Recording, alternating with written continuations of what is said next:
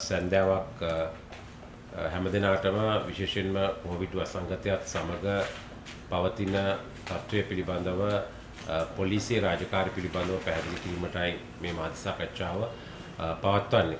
අපි පළමුවෙන්ම ප්‍රකාශ කරන්නට අවශ්‍යයි අපි සඳහන් කරා පසුගිය 29 වෙනිදා ඒ වගේම 30 වෙනිදා යම්කිසි පිරිසක් බස්නාහිර පළාතෙන් බැහැරව නිරෝධායන නියෝගයකට පටහැනිව කටයුතු කරලා ගොස් තිබෙනවා නම් ඒ අය එම ප්‍රදේශවලම ස්වයං නිරෝධායනයට ලක් කිරීමට එම ප්‍රදේශවලම නිරෝධායනයට ලක් කිරීමට කටයුතු කරන ලෙසට දැන් විශේෂයෙන්ම මේ පිළිබඳව ඊයේ පොලිස් මූලස්ථානයේ විසින් ලංකාවේ සියලුම ජ්‍යෙෂ්ඨ පොලිස් අධිකාරිවරුන් කොට්ටාශ භාර නිලධාරීන් වෙත දැනුම් දෙනු ලැබුවා පොලිස් කොට්ටාශ 44ක් සඳහා ඒ දැනුම් දීම පරිදි අද දිනේ වන විට ඒ ආකාරයට ලංකාවේ විවිධ ප්‍රදේශවලට බස්නාහිර පළාතෙන් නිරෝධායන නියෝගයට පටහැනිව ගොස් සිටි පවුල් සහ ඒ පවුල්වල සමාජිකයින් සොයාගෙන තියෙනවා. ඒ අනුව විශේෂයෙන්ම බණ්ඩාරවෙල ඒ වගේම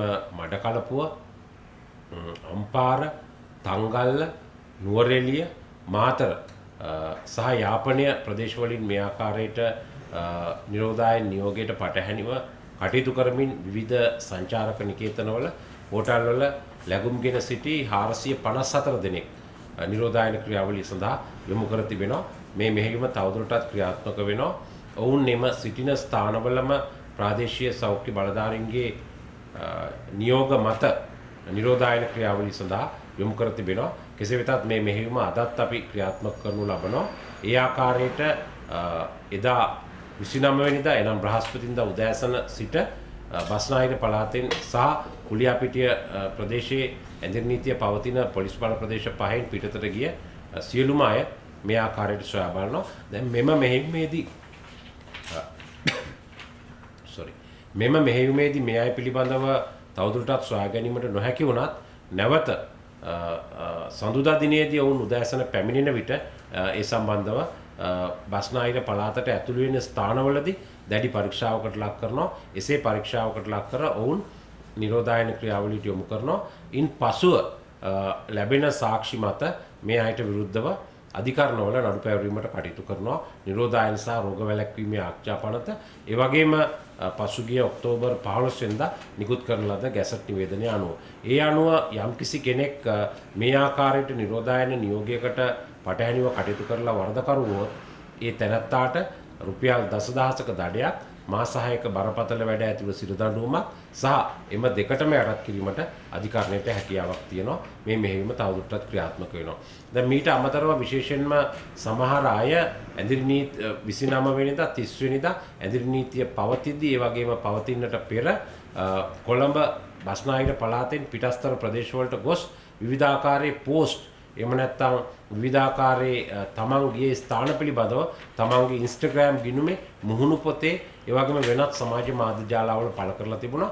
පොලිස් මාධ්‍ය කොට්ටාශයත් තොරතුරු තාක්ෂණ කොට්ටාශයත් මේ පිළිබඳ සොයා බලලා තාක්ෂණික සහාය ලබාගෙන එවැනි පළ කළ පුද්ගලයන් පිළිබඳවත් තොරතුරු ලබාගෙන ඉන්පසුව ඔවුන්ට එරෙහිවත් නිරෝධායන සහ රෝග වැළැක්වීමේ ආඥා පනත යටතේ කටයුතු කරනවා. ඔවුන් මේ ආකාරයට බස්නාහිර පළාතෙන් පිට වෙලා ගොස් තිබෙනවා නම් ඒ ගැන කටයුතු කිරීමට බලාපොරොත්තු වෙනවා.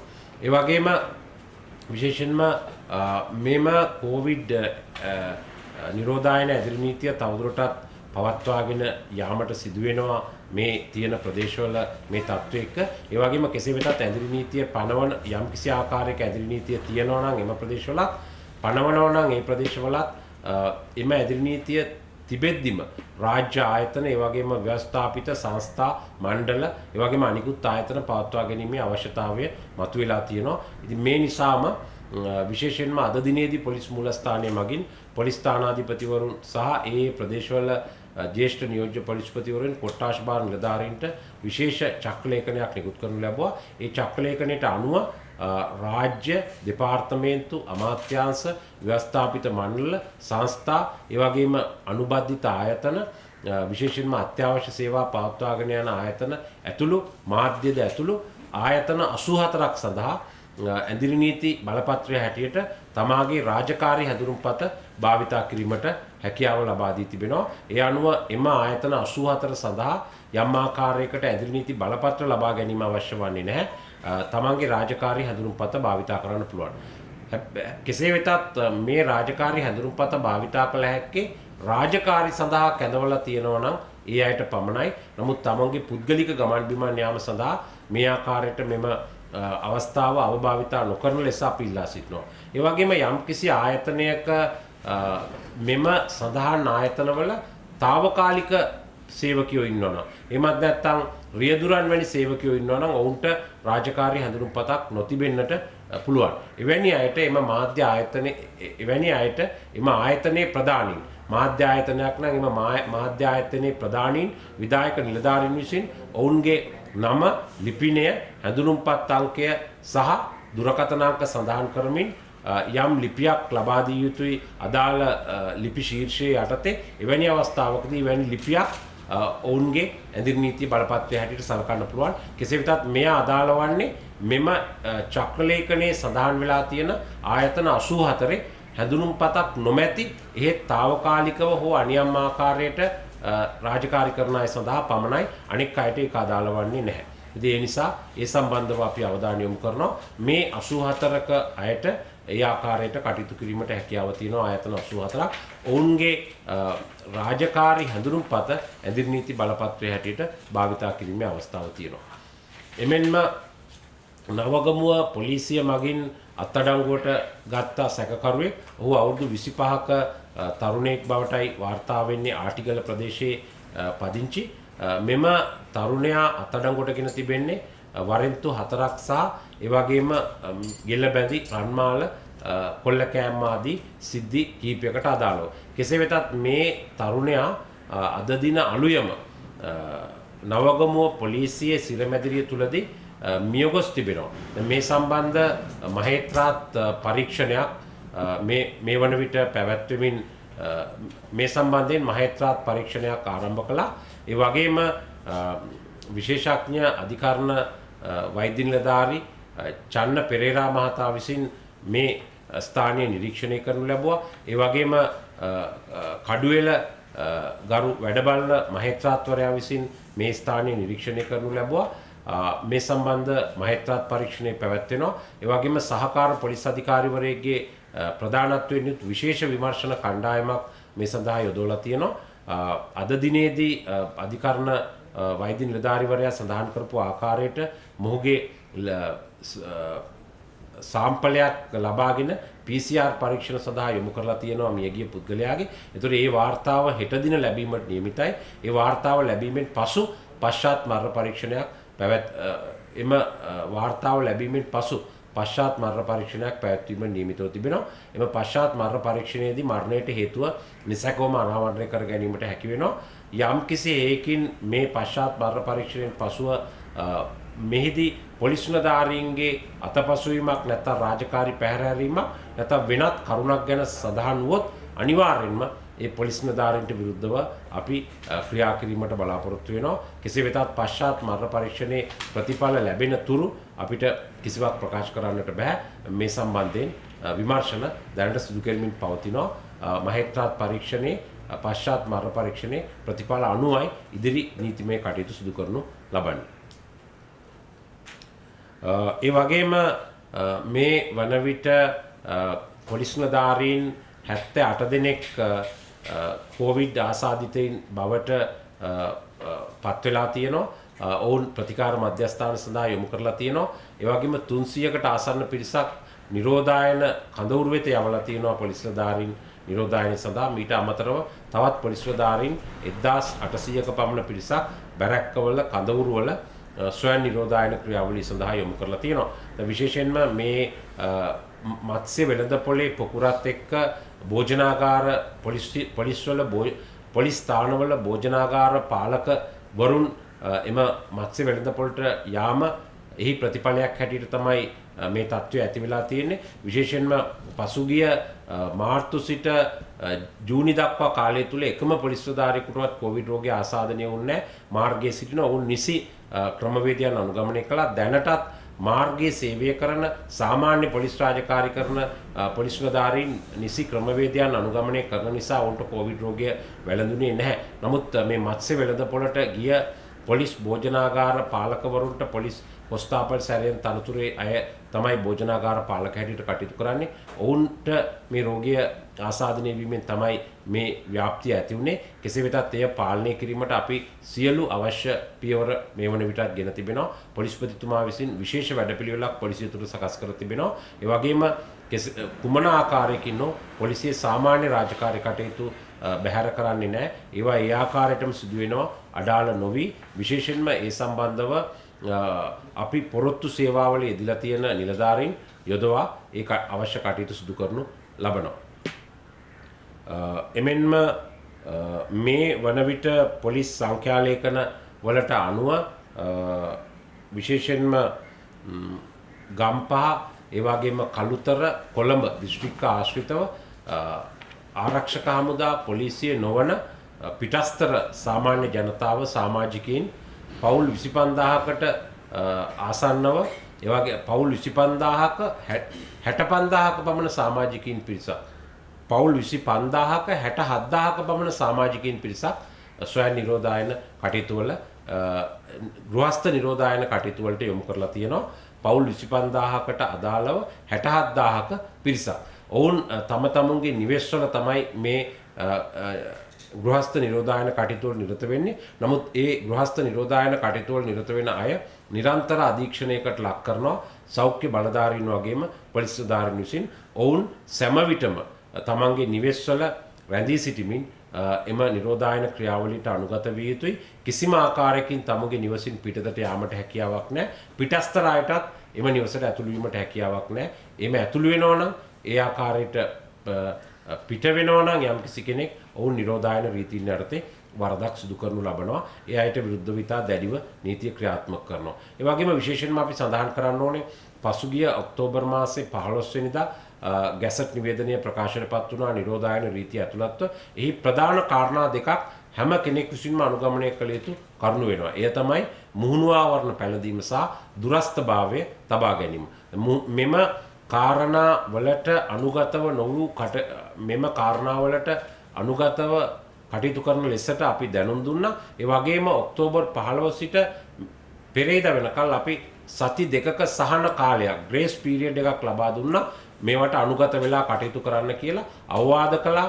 ඒ වගේම ශබ්ද විකාශන යන්ත්‍රය යොදමින් දැනුම් දුන්නා. මාධ්‍ය හරහා දැනුම් දුන්නා මේවට අනුගත වෙන්න කියලා. ඒ සති දෙක කාලය අවසන් වුණා පෙරේදා. ඒ නිසා ඊයේ සිට මුහුණු ආවරණ පළඳින්නේ නැති, ඒ වගේම දුරස්ථභාවය තබා ගන්නේ නැති පුද්ගලයන් අත්අඩංගුවට ගැනීමට ක්‍රියා කරනු ලැබුවා. ඒ අනුව ඊයේ දිනෙන් ආරම්භ වෙලා මේ මොහොත දක්වා කාලය තුල එවැනි පුද්ගලයන් 50කට ආසන්න සංඛ්‍යාවක් අත්අඩංගුවට ගෙන තිබෙනවා. මුහුණු ආවරණ නොපැළඳින ලද, ඒ වගේම දුරස්ථභාවය තබා නොගත් පුද්ගලයන් මේ සම්බන්ධව තවදුරටත් අපි ක්‍රියා කරනු ලබනවා. මේ ක්‍රියා කරන්නේ ජනතාවගේ මේ යහපතට. යම්කිසි කෙනෙක් මුහුණු ආවරණයක් නොපැළඳ ඉන්නවා නම් ඔවුන්ට විරුද්ධව නිරෝධායන රීතිය අතරේ අධිකරණයේ නඩුවක් පැවරීමේදී ඔවුන් රුපියල් 10000ක දඩයකට සහ මාස 6ක හිඳඩුවකට යටත් කිරීමේ හැකියාව තියෙනවා. ඒ නිසා ඔබ නිවසින් යනවා නම් සෑම විටම මුහුණු ආවරණයක් පළඳින්න. ඒ වගේම මහජනතාව බහුලව ගැවසෙන ස්ථානයක පොලිමක වෙනත් ස්ථානයක ඉන්නවා නම් සෑම විටම දුරස්ථභාවය තබාගෙන කටයුතු කරන්න. මෙය හැමෝටම පොදුයි. හැම කෙනෙක්ම මේ දුරස්ථභාවය තබා ගැනීමට උත්සාහ කළොත් විතරයි මේ අපේ ප්‍රයත්නය සාර්ථක වෙන්නේ. ඒ නිසා තමයි මේ නීතිය ක්‍රියාත්මක කිරීමට බලාපොරොත්තු වෙන්නේ. ඒ වගේම විශේෂයෙන්ම අද දිනේත් හෙට දිනේත් හෙට දින ඉරිදා දිනේ තවදුරටත් මේ ආකාරයට මෙහෙයුම් ක්‍රියාත්මක වෙනවා. එක් පැත්තකින් කොළඹින් පිටතට ගිය අය සම්බන්ධයෙන් නිරෝධායන රීතිය යටතේ ක්‍රියා කිරීමට, ඒ වගේම අනෙක් පැත්තෙන් ඇදිරි නීතිය බලපවත්නා ප්‍රදේශවල එය කඩ කරමින් කටයුතු කරන පුද්ගලයෝ ගැන සොයා බැලීමට. ඒ වගේම විශේෂයෙන්ම අද දිනේදී පොලිස් මූලස්ථානයේ මගින් තවත් විශේෂ පණිවිඩයක් කොට්ටාශ භාර පොලිස් අධිකාරිවරුන් සහ පොලිස් ස්ථානාධිපතිවරුන් වෙත නිකුත් වුණා. විශේෂයෙන්ම මේ දීවරයින් විසින් දීවර වරායන් වලට රැගෙන එන අස්වැන්න ප්‍රවාහනය කිරීමට අදාළව යම් යම් බාධා තිබෙන බව වාර්තා වුණා. ඒ නිසා පොලිස් ස්ථානාධිපතිවරුන්ට දැනුම් දුන්නා. දීවරයින් විසින් දීවර වරායන් වලට රැගෙන එන මත්ස්‍ය අස්වැන්න නියමිත පරිදි ගබඩා කිරීමට ප්‍රවාහනය කිරීමට අවශ්‍ය සියලු පහසුකම් කිසිම අපහසුතාවයකින් තොරව සැලසෙන ලෙස. ඒ නිසා විශේෂයෙන්ම අපි දීවර ප්‍රජාවට ඒ වගේම දීවර කර්මාන්තයට අදාළ ආයතන වලට දන්වන්න කැමති මේ මොහොතේ සිට ඔවුන්ගේ දීවර නිෂ්පාදන බෙදා හැරීමට ගබඩා කිරීමට අවශ්‍ය සියලු පහසුකම් විශේෂයෙන්ම නීතිමය පහසුකම් ශ්‍රී ලංකා පොලිසිය විසින් සපයනවා. ඒ බලපත්‍ර ඒ වගේම දීවර සංස්ථාවේ වාහන වලට බලපත්‍ර අවශ්‍ය වෙන්නේ නැහැ. එතකොට එහෙම නැත්නම් ඊට අනුබද්ධිත ආයතන වලට බලපත්‍ර අවශ්‍ය නැහැ. නමුත් සාමාන්‍ය ව්‍යාපාරිකයින්ට වුවද එම දීවර වරායෙන් ලබා ගන්නා මත්ස්‍ය අස්වැන්න ගබඩා කරන ස්ථානවලට නැත්නම් වෙළඳපොළ වෙත රැගෙන යාමට හැකියාව තියෙනවා. ඒ නිසා ඒ සම්බන්ධ අදාළ ළඟම පොලිස් ස්ථානයෙන් කරුණු විමසලා ඒ පිළිබඳව කටයුතු කරන ලෙසට අපි දැනුම් දෙනවා. මීට අමතරව කුරුවිට පොලිස් ස්ථානයට අනුයුක්ත පොලිස් සැරෙන්වරයෙක් සිරිපාගම පොලිස් ස්ථානයට කුරුවිට පොලිස් ස්ථානයට අනුයුක්ත පොලිස් සැරයන්වරයෙක් සිරිපාගම පොලිස් වසමේ රත්නපුර ප්‍රදේශයේ රාජකාරියක යොදවනු ලැබුවා. ඔහු ඊයේ අලුයම ඔහුගේ ගිනිඅවිය ඔහුට නිකුත් කර තිබූ පිස්තෝලය සහ එම පතරොන් 10ක් සමග එම ස්ථානයෙන් බැහැරව ගොස් තිබෙනවා. ඒ වගේම ඔහු කුරුණෑගල ප්‍රදේශයේ තවත් ස්ථානයකට ගොස් එම ස්ථානින්ද බැහැරව ගොස් තිබෙනවා. දැන් මේ සම්බන්ධව විමර්ශනයක් පවත්වනවා. මේ පොලිස් සැරයන්වරයාට එරෙහිව අපි ක්‍රියා කිරීමට බලාපොරොත්තු වෙනවා. විශේෂයෙන්ම පොලිස් ආඥාපනත ඒ වගේම පොලිස් විනය සංග්‍රහය සහ අපේ රටේ අපරාධ නීතිය යටතේ මොහු එම ස්ථානයේදී ඇතිවෙච්ච යම්කිසි බහින්බස් වීමකින් පසුව මෙසේ තමන්ගේ ගිනිඅවිය රැගෙන පිටව ගොස් ඇති බවටයි වාර්තා වෙන්නේ. පොලිසියේ 1000 ගානකට කොවිඩ් රෝගී ආසාදිත වීමේ තම සහ වෙල්ලබඩ පොලිසියේ වැසීම. ඒ වගේම බොරැල්ල පොලිසියේ කීප දෙනෙක් මේවට කොවිඩ් ආසාදිත වෙලා තියෙනවා කියලා එකක් දිනවා. ඒකේ යම් කිසි සත්‍යතාවයක් තියෙනවා. පොලිසියේ කොවිඩ් ආසාදිත සංඛ්‍යාව මේ මම කතා කරන මොහොත විට සම්පූර්ණ එකතුව 78යි. මේකට වෙරළබඩ පොලිසියත් අයිති, බොරැල්ල පොලිසිය 7 දෙනෙකුත් අයිති. ඒ සියලු දෙනාම සමග 78 දෙනෙකුට තමයි මේ අවස්ථාව වන විටත් ලැබිලා තියෙන දැන් වෙලාව 4:00මාරයි. මේ අවස්ථාව වන විටත් ලැබිලා තියෙන PCR පරීක්ෂණ අනුව ආසාදිත වෙලා තියෙන්නේ. ඒ 1000 ගාණක් සඳහන් වෙන්නේ ඔවුන් නිරෝධායනයේට බැරක් වලට යොමු කරලා තියෙනවා. ඔවුන්ට රෝගය වැළඳිලා නැහැ. සමග අතුරුදහන් වුණු පොලිස් නිලධාරියා එම පොලිසියේ ස්ථානයේ නායකතුමාටයි තවත් නිලධාරීන් කීප දෙනෙකුට තර්ජනය කිරීමක් කරලා ගිහින් තිනවා කියන්නේ මේකේ සත්‍යතාවයක් තියෙනවද? නෑ මෙතන යම් කිසි ආකාරයක ඒ ස්ථානාධිපතිවරයා දීපු උපදේශක් පිළිගැනීමට අපොහසත් වීමක් පිළිබඳව තමයි වාර්තා වෙන්නේ. මොකද මොහු කුරුවිට පොලිසියෙන් සිරිපාගමට විශේෂ රාජකාරිය අවල හිටපු නිලධාරී කුරුවිට පොලිස් ස්ථානයට තමයි අනුයුක්ත. ඒ කුරුවිට පොලිස් ස්ථානාධිපතිවරයා දීපු උපදේශකට පටහැනිව තමයි මොහු කටයුතු කරලා තියෙන්නේ. එය අනට අකීකරු වීම, ඒ වගේම රාජකාරිය පැහැර හැරීම කියන පොලිස් විනය සංග්‍රහය යටතේ වරදක් ඔහුට එරෙහිව අපි ක්‍රියා කරනු ලබනවා. අර නවගමුවේ සිද්ධියේ මේ අර පෙරමෙන් ඔහු පිළවලලා ගැනීමක් හෝ යම්කිසි එහෙම දෙයක්ද සිදු වෙලා තියෙන්නේ කියලා එහෙම දැන් ඇත්තටම මේ සම්බන්ධව නිරීක්ෂණ සටහන් කරලා තියෙනවා.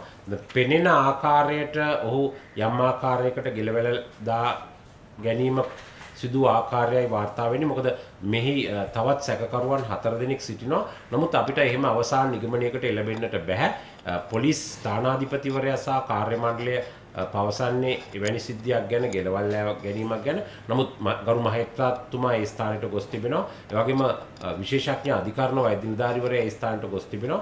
ඔවුන් විසින් දැන් හෙට දිනේ පශ්චාත් මරණ පරීක්ෂණයෙන් පස්සේ අපිට නිසැකව මේ මරණයට හේතුව හොයා ගැනීමට හැකියාව ලැබෙනවා. ඉතින් ඒ නිසා එතෙක් අපිට පූර්ව නිගමන වලට එළඹීමේ හැකියාවක් නැහැ.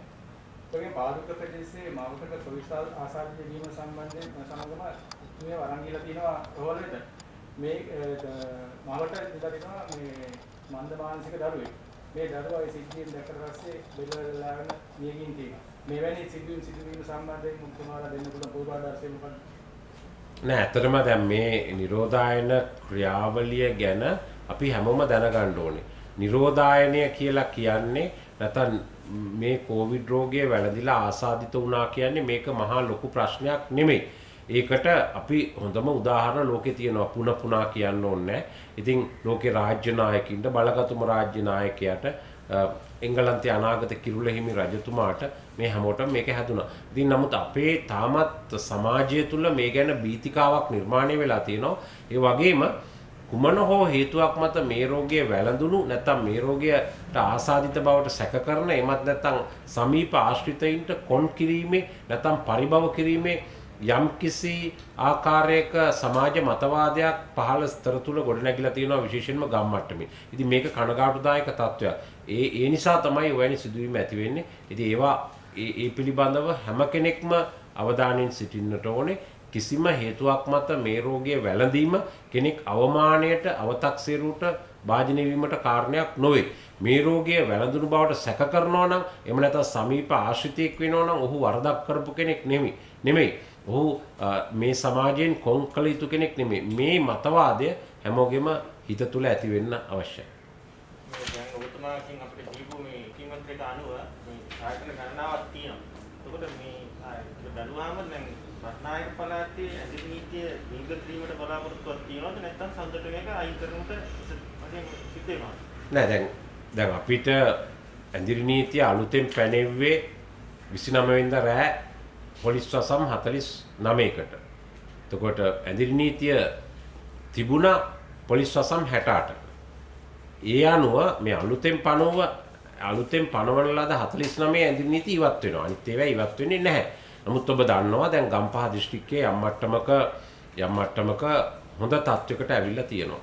සමහර ප්‍රදේශවල තාමත් ආසාදිතයෝ බිහි වෙනවා. දැන් අපිට අවශ්‍ය වෙන්නේ ජනතාව හිර කරගෙන තබා ගැනීම නෙමෙයි.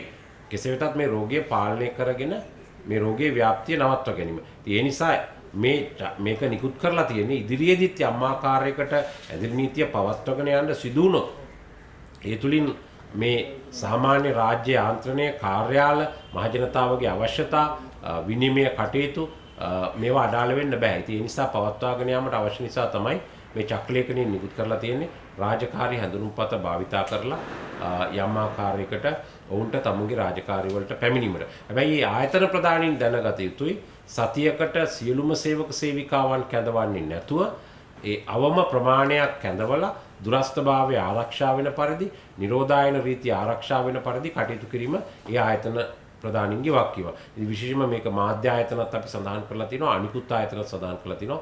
ඊ ආයතන වල පරිපාලකයෝ දැනගන්න ඕනේ යම් කිසි රෝස්ටර් එකක් නැත්නම් සැලැස්මක් සකස් කරලා අවශ්‍යම අය පමණක් ඒ සතිය තුල ගෙන්ව ගන්න ඊළඟ සතිය තුල ඊළඟ කණ්ඩායම ගෙන්ව ගන්න මේ ආකාරයට. කෙසේ වෙතත් ඔවුන්ගේ හැඳුනුම් පතේ සඳහා භාවිතා කරන්න පුළුවන්.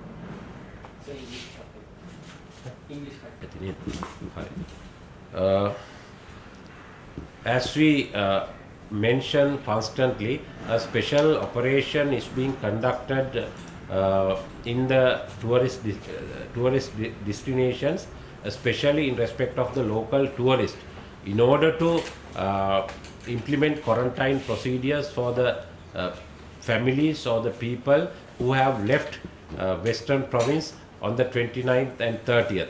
So accordingly,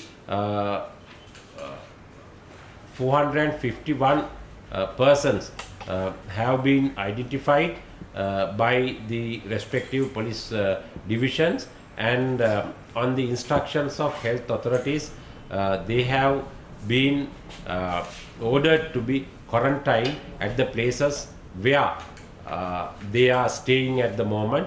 The places are hotels, circuit bungalows or other resorts.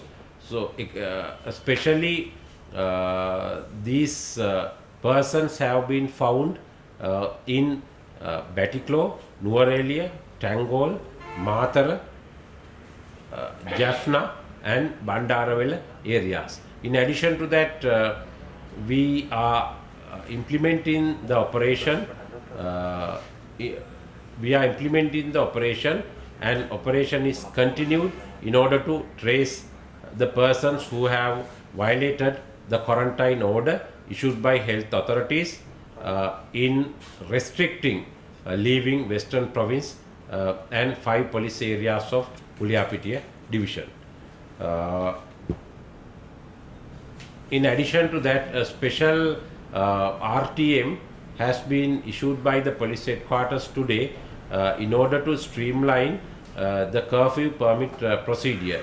there are 24 government and statutory organizations are permitted to employ their employees with their official ID cards.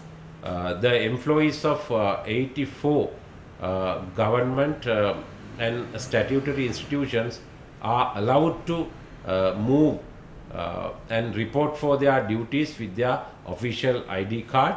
However, they should use this official ID card as the curfew permit for their duties if they are informed to report for duty. In addition to that, the police headquarters has informed all territorial division commanders and officers in charge of police stations to issue and facilitate issue curfew permits, and apart from that facilitate their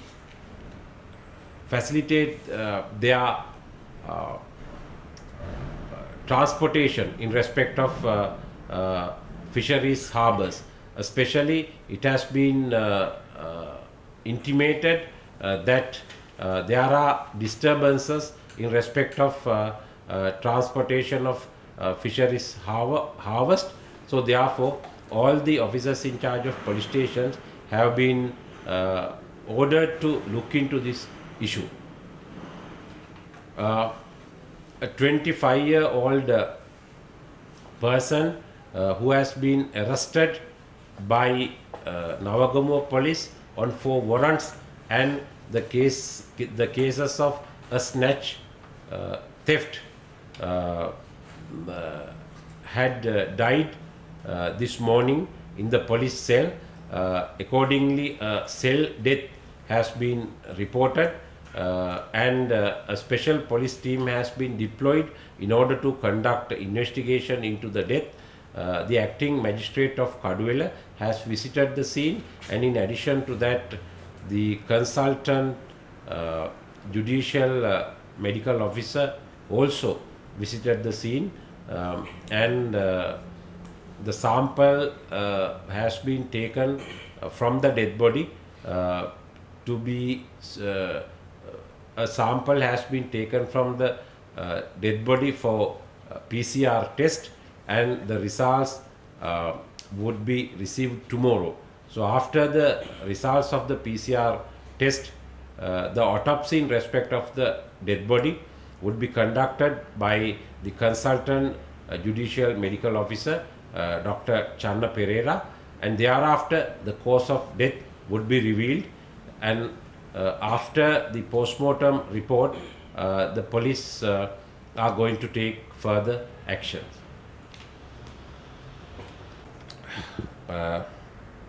According to the latest reports,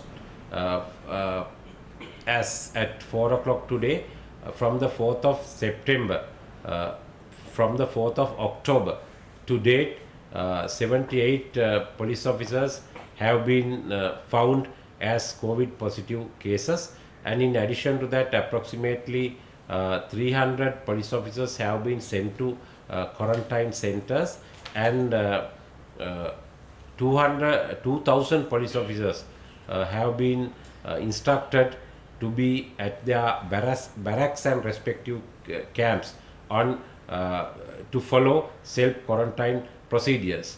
However, a special mechanism is being implemented in the police organization in order to prevent the spreading of COVID-19, and we have arranged and prepared special standby teams to deal with the issue.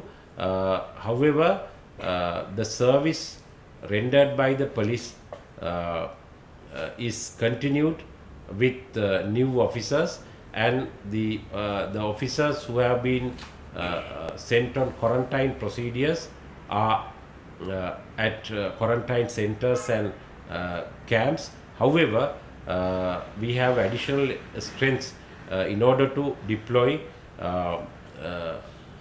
at the police stations to deal with day-to-day police duties, and day-to-day police duties and services are continued accordingly.